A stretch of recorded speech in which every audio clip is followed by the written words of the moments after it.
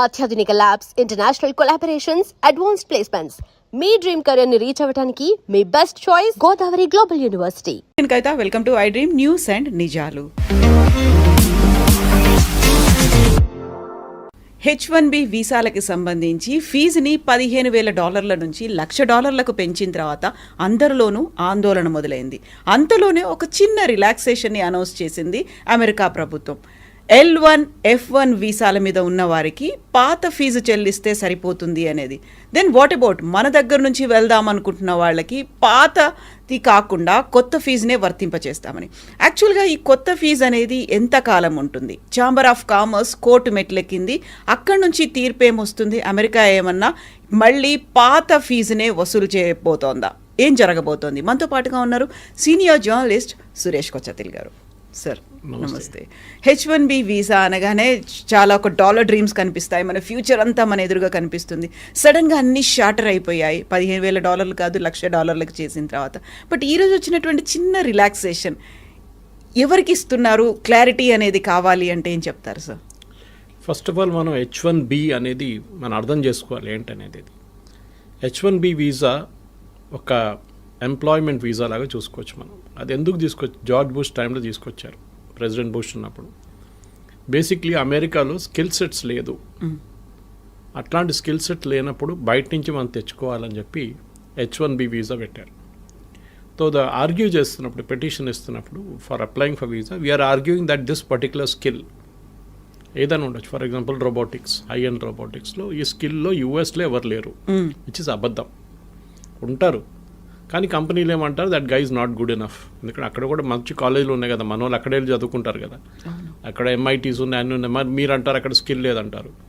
కానీ అప్పుడు ఉండే 1990 they had an issue. In fact the US science foundation అనుకుంటే ఎవరో వాళ్ళకి సర్వే కూడా చేశారు. 160,000 మంది మాకు తక్కువ ఉన్నారు స్టెమ్ ఫీల్డ్లో, science, technology, engineering and maths. బయట నుంచి తీసుకురావాలి. That is how the H1B started. దీంట్లో మన తప్పు కూడా ఉంది. టెక్నికల్ ఏంటంటే వీఆర్ రీప్లేసింగ్ అన్ అమెరికన్ వర్కర్కి వచ్చి అదే జీతం మన ఎంప్లాయీకి ఇవ్వాలి. ఫర్ ఎగ్జాంపుల్ అమెరికన్ వర్కర్కి $120,000 ఒక సంవత్సరానికి ఇస్తూ కావాలి. US mean is around $80,000 to $100,000 మీకు తెలిసింది యావరేజ్ వేజ్. 120,000 అని పెట్టుకుందాం. అంటే మీరు ఇక్కడి నుంచి మన దేశం నుంచి తీసుకెళ్ళే H1B వర్కర్ని you have to pay the same amount. కానీ చేయరు. 50,000 60,000తో పని నడిపించుకుంటారు. That is idea behind it. వాళ్ళకి కాస్ట్ తగ్గించాలి, స్కిల్ ఉండాలి ద సేమ్ టైం. ఇది కంటిన్యూ అయినే పోతున్నాయి. Actually it meant for a limited time, కానీ ఇది నాన్ ఎండింగ్గా వెళ్ళిపోయింది అనమాట. ఒక టైంకి వచ్చినప్పుడు ఏమైందంటే, ఇప్పుడు ప్రెసిడెంట్ ట్రంప్ ఎలక్షన్ క్యాంపెయిన్లో కూడా మాట్లాడుతున్నప్పుడు ఇదే అన్నారు, మా అమెరికన్ ఎంప్లాయీస్కి, మా అమెరికన్ స్టూడెంట్స్కి వాళ్ళు చదువుకున్న తర్వాత వాళ్ళకి ఉద్యోగం రావట్లేదు, మా దగ్గర పనిచేసే ఎక్స్పీరియన్స్ ఉన్న వాళ్ళకు కూడా ఉద్యోగం రావట్లేదు. అంటే వాళ్ళకి ఎందుకు ఇట్లా ఉద్యోగం దొరకలేదు? దాని మెయిన్ రీజన్ ఇస్ బయట నుంచి ఎంప్లాయీస్ని తీసుకొస్తున్నారు, భారతదేశం నుంచి, చైనా నుంచి, మిగతా దేశాన్ని తీసుకొస్తున్నారు. మా వాళ్ళకేమో ఉద్యోగం లేదు. So it's a genuine cost, దాంట్లో డౌట్ ఏం లేదు. ఎందుకంటే మీరు ఒరిజినల్ H1B ఫిలాసఫీ మీద చూస్తే మనం తప్పులు చాలా మనమని కాదు, తీసుకెళ్తున్న కంపెనీలు కూడా. దీనికన్నా ముందు కూడా కవిత గారు నేను చెప్పాను, టాప్ 10 2025లో H1B, ఎందుకంటే ఇప్పుడు H1B లేదు, నెక్స్ట్ స్ప్రింగ్లో వస్తుంది, 2026లోనే ఉంది నెక్స్ట్ స్లాట్. ఈ 2025లో అప్లై చేసి వీసా వచ్చిన వాళ్ళకి చూస్తే టాప్ 10 కంపెనీస్లో ఒకటే ఇండియన్ కంపెనీ ఉంది, TCS అట్ నెంబర్ 3. మిగతా కంపెనీలు 8 కంపెనీలు సాఫ్ట్వేర్ కంపెనీ, అంటే 7 కంపెనీలు software including TCS. Last 2 companies are retail companies, target and Walmart. వాళ్ళైతే IT ఇంజనీర్లు తీసుకురారు కదా, వాళ్ళకి కావాల్సింది ఏమిటంటే మేనేజర్స్ లాంటి వాళ్ళు కావాలి వాళ్ళకి. ఇది కాకుండా ఈ H1B అనేది ఇంకొక కేటగిరీ కూడా అప్లై అవుతుంది. ఇంకొకటి కాదు, చాలా కేటగిరీస్కి. Doctors, nurses, priest, Indian Catholic priest అంటే మన చర్చ్ కన్నా ప్రీస్ట్, అండ్ నన్స్. ఈ 4 కేటగిరీలు తక్కువ ఉన్నారు USలో. సో వాళ్ళు ఏం చేశారంటే ఇక్కడి నుంచి తీసుకెళ్లారన్నమాట, మన దేశం తీసుకెళ్ళినప్పుడు I think around 2,000 somewhere there is a problem. జల్దీ ఖతం అయిపోతుండే H1B, ఇంతమంది తీసుకెళ్తున్నప్పుడు కోటా అయిపోతుండే. దాన్ని ప్రివెంట్ చేయడానికి ఏం చేశారంటే అక్కడున్న హాస్పిటల్ సెక్టర్, మళ్ళీ క్యాథలిక్ సెక్టర్, వాళ్ళు అంటే అమెరికాలో మోస్ట్లీ క్యాథలిక్స్ కన్నా ఎక్కువ వాళ్ళు బ్యాప్టిస్ట్ ఉంటారు అక్కడ. సో ఎనీవే సేమ్ డినామినేషన్ అనుకోండి వాళ్ళది. వాళ్ళు లాబీ చేసి ఈ H1B నుంచి తీసేశారు ఈ కేటగిరీని. This is a non quota category. ఎంతమందినని మీరు తెచ్చుకోవచ్చు డాక్టర్లని, ఇండియా నుంచో ఎక్కడి నుంచైనా, no limit. Versus H1B has a limit per year. ఇది కంటిన్యూ అయిపోతున్నప్పుడు ఒక స్టార్ట్కి వచ్చినప్పుడు ఇన్ఫ్యాక్ట్ డ్యూరింగ్ ద క్యాంపెయిన్ మీకు గుర్తుంటుంది, ఏదో the clash between Trump and Elon Musk.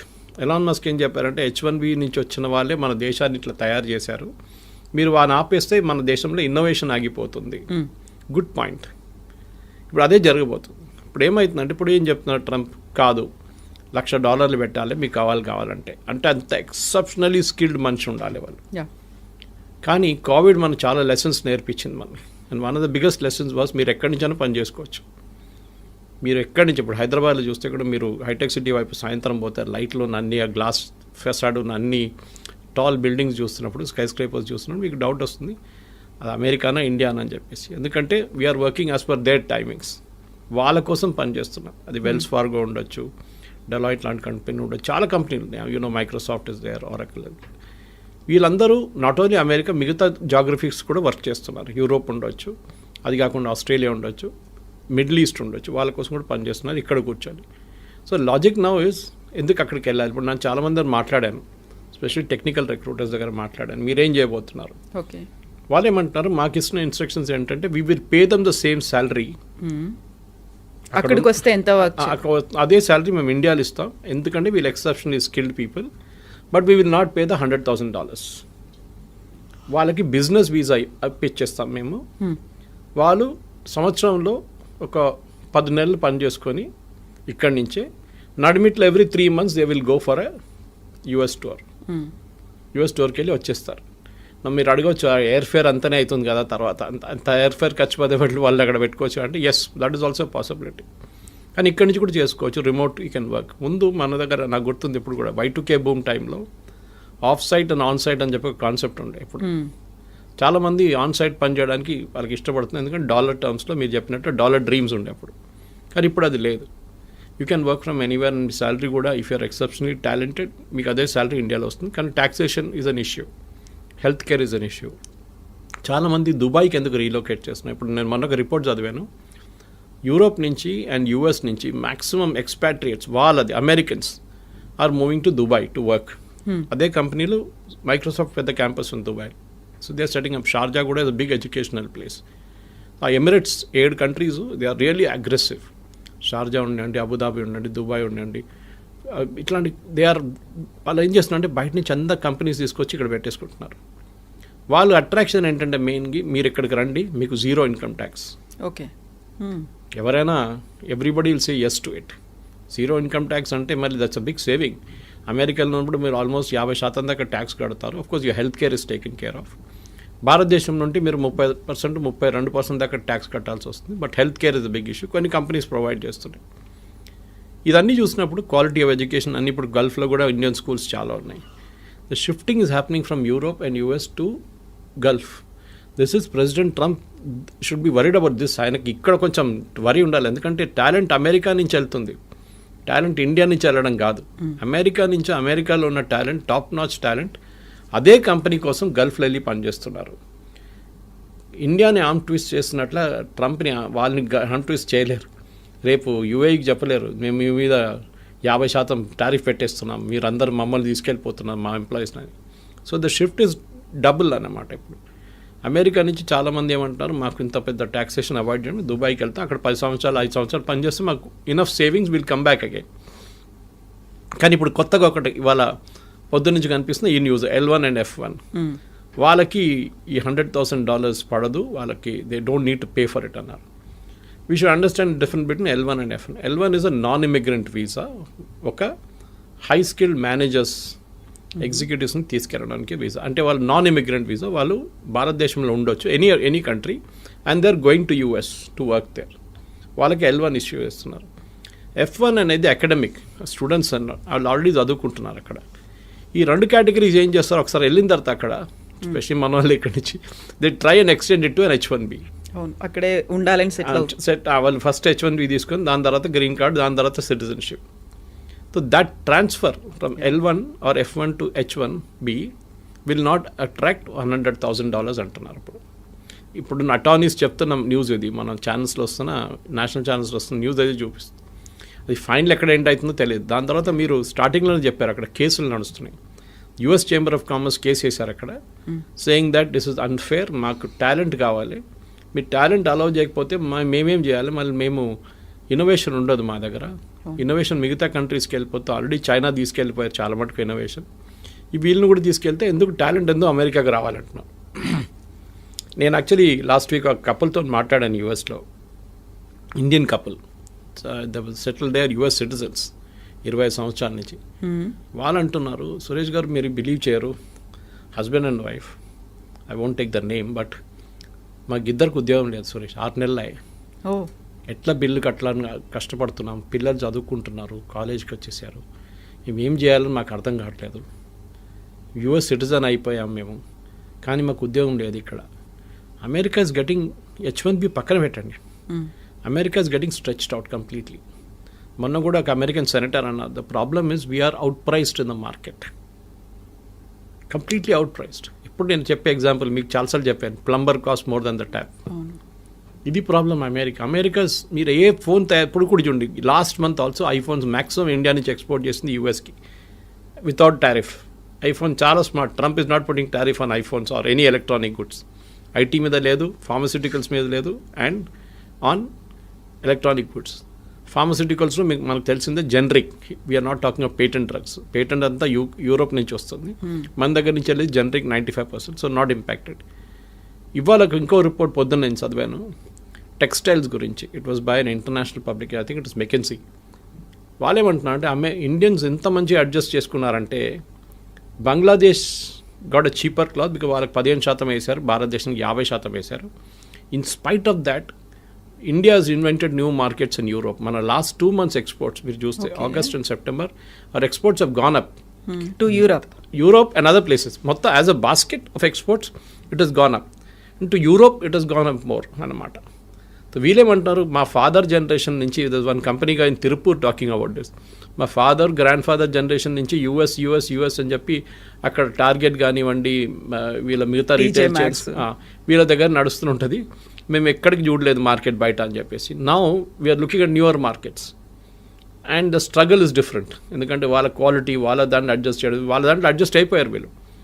Walmart కానీ టార్గెట్ కానీ మిగతా అన్ని చైన్స్ ఉన్నాయి కదా అక్కడ, they all got use to it. Now suddenly they adjusting to new market అన్నమాట. సో మన దగ్గర ఉన్న F1 ఇప్పుడు H1B అప్లై చేసే ఎంప్లాయీస్ కానివ్వండి, మోస్ట్ ఆఫ్ దట్ పిల్లలకి ఇక్కడ అన్నిటికంటే డేంజరస్ ప్రాబ్లం ఎక్కడ వస్తుందంటే ఎడ్యుకేషన్ కోసం వెళ్ళే పిల్లల కోసం.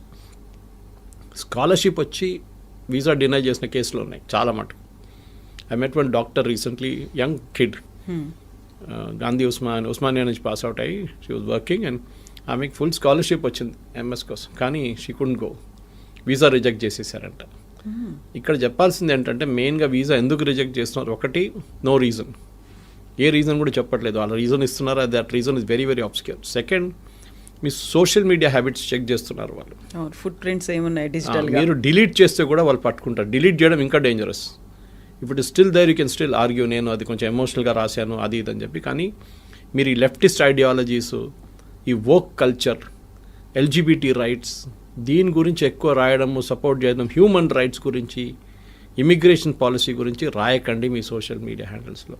నాలాంటి వాళ్ళకి ప్రాబ్లం లేదు, I have no dream of going to US, but still యంగ్స్టర్స్కి ఇది ఉన్న చాలామందికి ఉన్నా, నాకు ఆ కల్చర్ కూడా లేదు, I'm more of a rightist than leftist. కానీ వాళ్ళు చాలా చాలా కేర్ఫుల్ ఉండాలి. ఇక్కడ ఉన్నప్పుడు పిచ్చోన్లాగా వెళ్ళి ఏదో స్పీచ్లు ఇవ్వడము, లేకుంటే రాయడము, దాంట్లో ఫోటోలు పెట్టడము, ప్రొటెస్ట్ చేయడం, it will impact your, unless you're not plan to go to US, it will definitely impact. So 3 లెవెల్లు చూడాలి కవిత గారు మీరు అడిగిన ప్రశ్నకి. ఒకటి L1 F1 మనం మాట్లాడుకున్నాం. Second H1B itself, what will be the next step legal and otherwise. Conversion from L1 F1 to H1B అది కూడా మనం చూసాం. 4వది ఏంటంటే డెఫినెట్గా what are the options for people who are not getting an H1B which is basically staying back in India.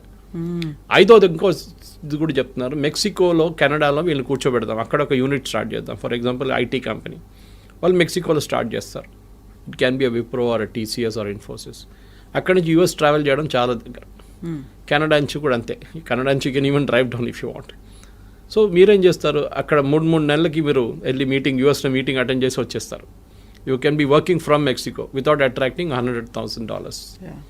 So benefit అందరికి ఉంది except for యూఎస్కి పెద్ద లాస్ కాబోతుంది ఇప్పుడు కాదు, షార్ట్ టర్మ్ లాంగ్ టర్మ్లో వాళ్ళ ఎంప్లాయీస్కి ఉద్యోగం వస్తుంది, అది రాదు. ఎందుకంటే కంపెనీస్ అన్నీ ఏం చూస్తున్నారు కవిత గారు అంటే హౌ టు ప్రాఫిట్, మాకు ఎక్కువ లాభాలు కావాలి. ఎందుకంటే మా షేర్ హోల్డర్స్కి మేము ట్రంప్ చెప్పిన మాట వింటే మేము మొత్తం మునిగిపోతాం. We have to create our own kind of level of playing field అన్నమాట.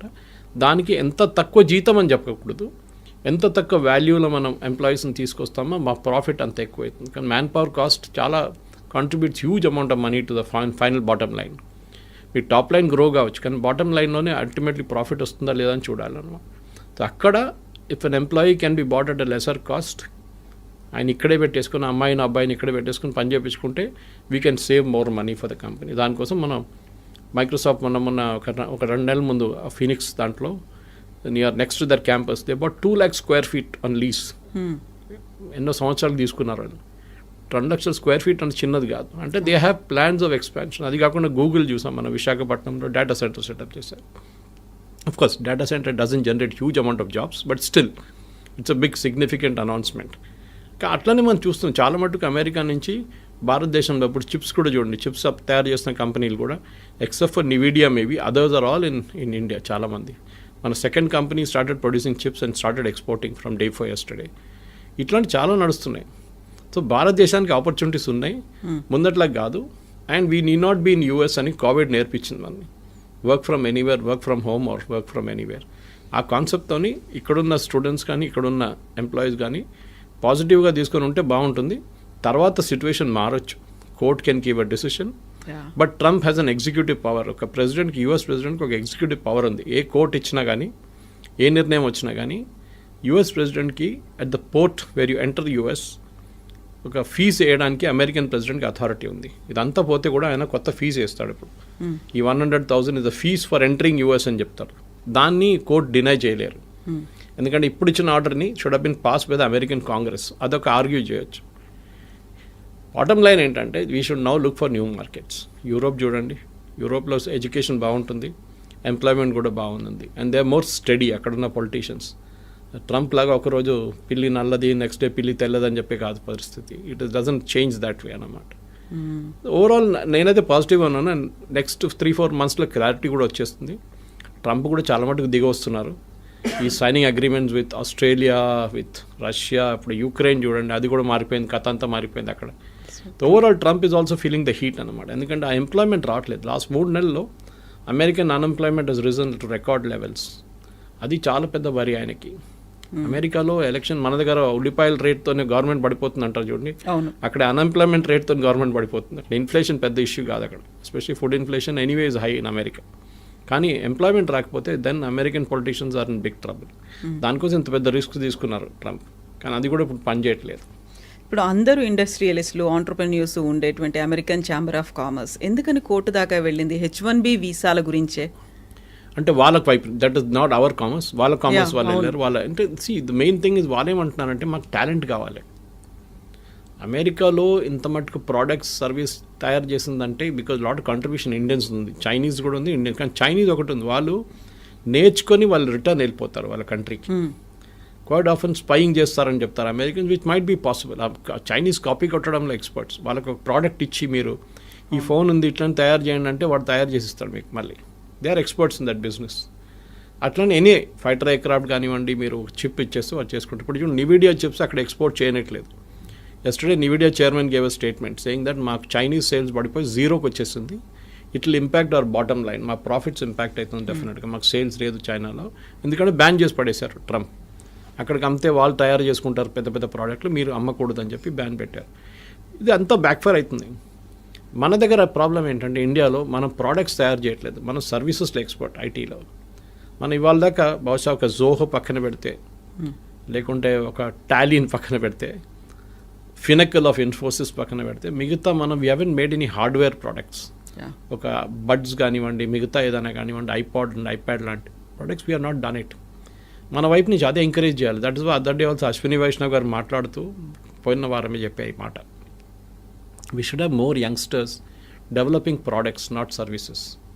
మనకు కావాల్సింది అది. ఇప్పుడు మనం ఎంత మటుకు డ్రోన్ తయారు చేస్తున్నామో, అది చేస్తున్నాం, ఇది చేస్తున్నాం యంగ్స్టర్స్, అదే కేటగిరీ మ్యానుఫ్యాక్చరింగ్లో రావాల్సి వస్తుంది. కానీ మన ప్రాబ్లం ఏంటంటే మన ఒక లాస్ట్ 20-30 ఇయర్స్లో especially between 1960s and 1990s 30-year పీరియడ్లో మనం మ్యానుఫ్యాక్చరింగ్ చైనా చాలా ముందుకు వెళ్ళిపోయింది. మనం ఎక్కడికో ఉండిపోయి even till 1990 China was almost equal to అక్కడ. మనం ఓపెన్ అప్ చేయలేదు మన ఎకానమీని. మ్యానుఫ్యాక్చరింగ్ అనేది ఒక మనం పబ్లిక్ సెక్టర్కి ఇచ్చేసాం. They failed miserably. మనం చూస్తున్నాం కదా, HAL డెలివరీ, తేజస్ కానివ్వండి, మిగతా అన్ని బ్యాక్ డేటెడ్ అయిపోయినాయి. చాలా ఇయర్స్గా పెండింగ్ పడి ఉన్నాయి ప్రాజెక్ట్స్ అంతా. ఈవెన్ ఎయిర్ చీఫ్ మాస్టర్ చెప్పారు ఆ రోజు that we are not getting our aircraft in time from HAL. Why should you give them contract? ఈ ప్రాబ్లం ఇప్పుడు చూస్తున్న కొత్త డిఫెన్స్ సెక్టర్ కూడా మ్యానుఫ్యాక్చరింగ్ తిరిగి వస్తుంది భారత్. చాలా మటుకు టాటాస్ కానివ్వండి, కళ్యాణి గ్రూప్ కానివ్వండి, మిగతా మహీంద్రాస్ కానివ్వండి, వీళ్ళందరూ ఇప్పుడు డిఫెన్స్ సెక్టర్లో దిగారు. It's a big employment potential భారతదేశానికి.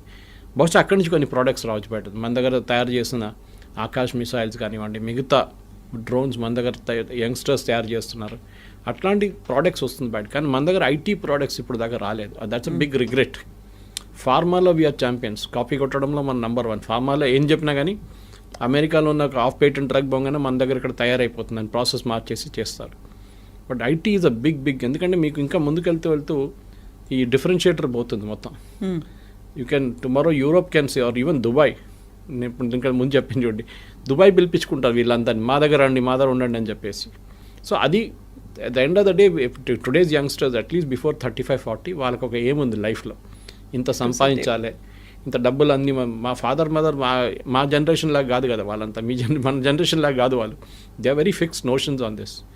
వాళ్ళకి వాళ్ళ లైఫ్ స్టైల్ కానివ్వండి, వాళ్ళ ఎర్నింగ్ కెపాసిటీ. సో యుఎస్ డ్రీమ్ని నెగటివ్గా చూడకుండా you look at it very positively that there is light at the end of the rainbow అంటారు చూడండి. చాలా మటుకు ఆపర్చునిటీస్ ఉంది, దానికి యూఎస్కి వెళ్ళక్కర్లేదు. సార్ మీ క్వాలిటీ ఆఫ్ లైఫ్ ఇంప్రూవ్ చేయాలి, నేను ఇంకా బాగా మంచి అట్మాస్ఫియర్, ఇక్కడున్న ట్రాఫిక్ జామ్ కానీ ఇక్కడున్న పొల్యూషన్ నాకు నచ్చదు, నాకు కొంచెం క్వాలిటీ లైఫ్ కావాలంటే yes you can go to Europe definitely. కానీ settling down I'm not really sure. కానీ ఎందుకంటే ఇప్పుడు యూకే కూడా అంటున్నారు మేము వీసా నామ్స్ స్ట్రిక్ట్ చేస్తున్నాం అది అని చెప్పి. జర్మనీ కూడా they are pretty strict about it. మీరు వెళ్ళి ఉండొచ్చు. కానీ ఒక అమెరికన్ డ్రీమ్ అయిపోయిందంటే ముందు మా దగ్గర కేరళలో దుబాయ్కి వెళ్తుండే చాలామంది. I'm talking of 70s and 80s first construction boom టైంలో చాలా తక్కువ జీతంకి వెళ్తుండే. కానీ ఆడొచ్చి చేసే డ్రామా చూస్తే ఏదో అక్కడ మొత్తం రోడ్ మీద అంతా బంగారం పడి ఉంది, బకెట్లు తీసుకెళ్ళి మనం తీసుకురావచ్చు, ఆ లెవెల్కి తీసుకొచ్చారనమాట థాట్ ప్రాసెస్. సో ఇక్కడున్న యంగ్స్టర్స్ కూడా అదే ఆలోచించారు, అరే దుబాయ్ ఇంత మంచి ప్లేస్, మనం అక్కడికి వెళ్ళిపోతే ఎంత బాగుంటుంది, ఏజెంట్కి డబ్బులు ఇచ్చి వీసా ఇచ్చి చేయించుకుంటారు, లాస్ట్ అక్కడ వెళ్ళినప్పుడు నరకంగా అనిపిస్తుంది వాళ్ళకి. Now situation has change. ఇప్పుడు కన్స్ట్రక్షన్ బూమ్ అయిపోయింది. Now Dubais and even Saudi Arabia వీళ్ళందరూ దే రియలైజ్డ్ ఆయిల్ అంటే దుబాయ్లో ఆయిల్ లేదనుకోండి, కానీ అదర్ పార్ట్ ఆఫ్ ఇట్ మిగతా ఎమిరేట్స్లో ఉంది కదా, వీఆర్ ఆల్ వాళ్ళకు యూరోప్గా తయారవుతున్నారు. మొహమ్మద్ బిన్ సల్మాన్ చెప్పారు కదా, I take Saudi Arabia to become Europe by 2030 అని. సో అమెరికన్ డ్రీమ్ కూడా పోతుంది. అమెరికా నుంచి చాలా మటుకు షిఫ్ట్ అవుతున్నాయి. And you can see this consistently. New York Times subscribe చేశాను నేను, I read it every day. ఎన్ని బిజినెస్ షిఫ్ట్ అయిపోతున్నారంటే అమెరికా నుంచి చైనా మ్యానుఫ్యాక్చరింగ్ మొత్తం తీసుకెళ్ళిపోయింది. దాని తర్వాత కూడా వీళ్ళు కార్లు అక్కడి నుంచి మళ్ళీ ఇప్పుడు అమెరికాకి ఇంపోర్ట్ చేసి అమెరికాకి ఎక్స్పోర్ట్ చేసి బీవాడీ లాంటి కంపెనీ కార్లు అమ్ముకుంటున్నారు. They selling cars in Europe. ఎందుకంటే వాళ్ళకి ఇన్పుట్ సబ్సిడీ చాలా హెవీ ఉంది. చైనా ల్యాండ్ ఫ్రీ ఇస్తారు, మీకు పవర్ చాలా తక్కువ రేట్లో ఉంటుంది. చాలా చైనీస్ గవర్నమెంట్ చాలా ఎంకరేజ్ చేస్తారు ఇండస్ట్రీని. అండ్ వాళ్ళకు కూడా ఒక లాంగ్ టర్మ్ గేమ్ ప్లాన్ ఉంది. మన దగ్గర అది లేకుండే. కానీ I think time has now come. H1B కానివ్వండి, L1, F1 గురించి మాట్లాడితే అది కాకుండా ప్రొఫెషనల్స్ కూడా మన దగ్గర చాలామంది ఉన్నారు. మెడికల్ ప్రొఫెషనల్, డాక్టర్స్ కానీ, నర్సెస్ కానీ. కేరళ నుంచి nurses are heavy demand in US, యూరోప్లో కూడా అంతే. So they are all travelling there. నేను చెప్పాను చూడండి, ప్రీస్ట్ అక్కడ చర్చ్లో ప్రీస్ట్ లేరు, ఇక్కడి నుంచి తీసుకెళ్తున్నారు, మన దగ్గర నుంచి నన్స్ని తీసుకెళ్తున్నారు ఇక్కడి నుంచి. గుడ్ థింగ్, ఎక్స్పోర్ట్ చేయండి, మన మ్యాన్ పవర్ని ఎక్స్పోర్ట్ చేయాల్సింది. కానీ ఐటీ అని చెప్పి ఒక పిచ్చి పట్టేసి మనకు లాస్ట్ 10-15 ఇయర్స్లో వన్ వే నేను చూస్తే అది గుడ్, ఒక టెంపర్ డౌన్ అవుతుంది. మిగతా రాష్ట్రాలకు ఉన్న ఆప్షన్స్ వాళ్ళు చూసుకుంటారు ఇప్పుడు. Yes sir, thank you so much sir. Thank you. నిజంగా ప్రస్తుతం ఉన్నటువంటి సమాజం దేనికి ప్రయారిటీ ఇస్తుంది? ఆర్థిక సంబంధాల చుట్టూ మాత్రమే తిరుగుతుంది. మళ్ళీ ఎన్నికలంగానే చాలా విరక్తి కలుగుతాం. మంచి అనిపిస్తుంది కదా, లేడీస్ కూడా ఛాలెంజింగ్ జాబ్స్ చేసినప్పుడు చాలా బాగుంటది. ట్రాఫిక్ అసిస్టెంట్స్ గా నియమించిన ట్రాన్స్జెండర్స్ అందరితో సాల్యూట్ చేయించుకుంటున్నారు. ఫుడ్ డెలివరీ ఇవ్వటానికి వెళ్ళినటువంటి డెలివరీ బాయ్ అనిల్ పై కళ్ళ ముందు పెళ్ళండుకోండి.